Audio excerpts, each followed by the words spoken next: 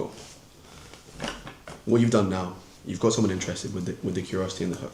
You built the context so you know why they need to care. You've delivered the emotion and actually what's changed in the change part. Now we get into close. So obviously it's called close because it's the end of the story, but this is also where we get the close, where we get the sale, right?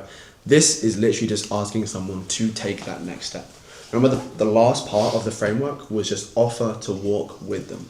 That's all we're doing here. Finally what we want to say is just like, cool, this is what changed, this is what I did. This is like, again, the last part of change bleeds into this. It's like, cool, what actually changed? What are the results from it? And this is where we just get into almost just the CTA. Maybe this is just 5 seconds long. Like, there can be some other things you want to bring in. Some of you can put like the takeaway or the final quote that you gave with this in this final section. But literally all this is going to be is just opening the loop of wanting to comment the word, of wanting to move to the next step with you. Whatever your call to action is for this video, again, it's a story selling, so we want to have people move to the next step. Whatever the call to action is for this video is where you deliver this right now. The best way I recommend doing this is comment the word CTAs. Most of the time you will see people doing this and you fucking hate it because they haven't followed the script and there's no emotional attachment to it. But once you follow this framework, you bring emotional attachment into the close and you ask someone to comment the word to get the how of the what that you were speaking about. It's the most important thing there. It's like we build up clarity in what we did and then we offer to sell them or give them the next step of the how. That could be a YouTube video, that could be a fucking webinar, that could be a cool book, whatever it is that you run. I'm not going to get into all that kind of funnel stuff now, but it is literally just offer someone into the next step. I'm going to break this into 2 sections because you have 2 ways of doing this.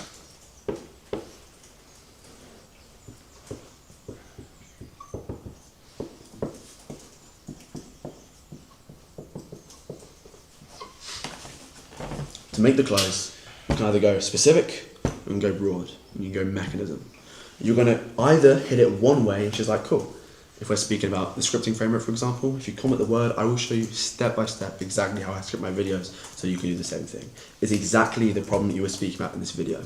Or you can take the other approach and message to the viewer that you have completely solved that problem for them. So you have solved scripting for them, but then you can go and say, okay, brilliant, you know how to script, but scripting is fucking pointless if you don't have an audience in the first place. And you're like, comment the word and I'll show you how to build the audience that you need. It's like, it's the next step.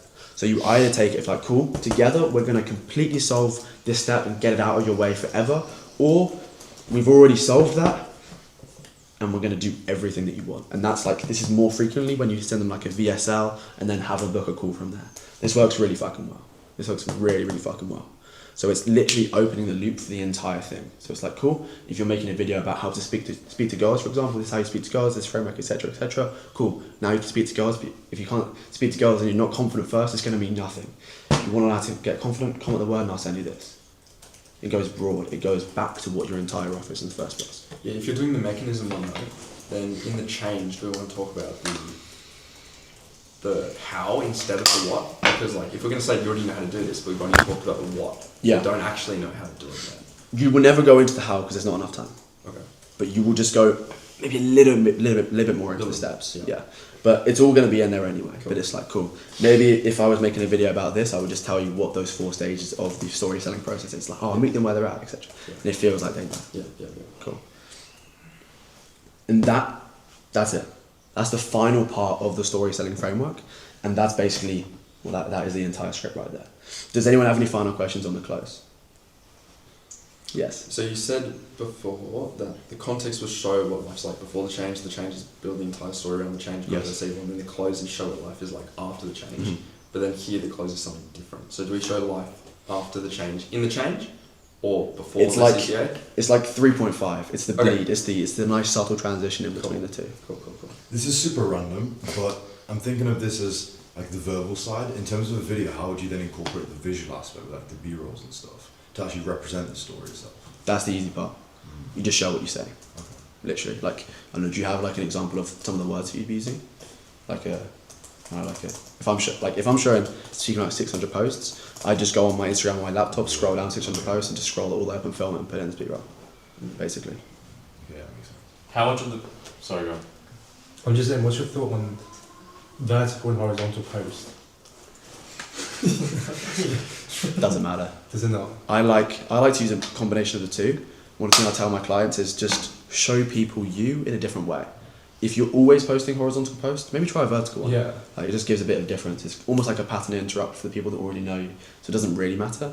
I like to do it because I can make shit look more cinematic sometimes, but it's not a big deal really. It's not a deal breaker. No, No, not at all. no. It's like a 2% thing. Yeah. How much B-roll should we be doing? Because I'm assuming this will be like a talking head. It could be a voiceover, of Yeah. course, but if it's a talking head, how much B-roll should we be putting over? Okay.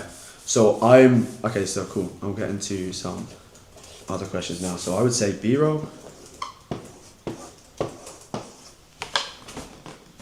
80-20. 80% B-roll. Talking, Oh. B-roll. Really? People want to see your face. Like for these videos specifically, for other videos I'm not going to comment yet, but for these videos specifically where these are talking heads, you're going to be in front of the camera, you're going to be speaking to the camera, you put 20% B-roll because you can show what you're speaking about, but 80% see your face. I want to see your emotions. I want to see what you look like as you speak. I want to see your hand gestures. I want to see the little things in your face. Sorry, 20% of me talking. 20% B-roll. Oh, 20% B-roll, 80%. And then with the 80% then, to keep it engaging, just like shooting different locations, different angles, different clothes or something. Because like usually I just like to sit on my desk and just film the whole script. Would you? This is more about how you say what you say than what you say. But like the lighting, just do it a little Well, decent. yeah, make it. Don't have shit lighting. Yeah. You know, it's nice to go outside. Like, Like just in the dark or something. like obviously there's like that's like really specific stuff. Like, I don't know if you're filming like really close to a wall, it's not gonna look nice. If you've got a bad like boring background, it's not gonna look nice. But if you have a nice setup, 80% talking, and then it's more about how you say what you say than what you say. Like the way that I speak to you now is very loud. It's very.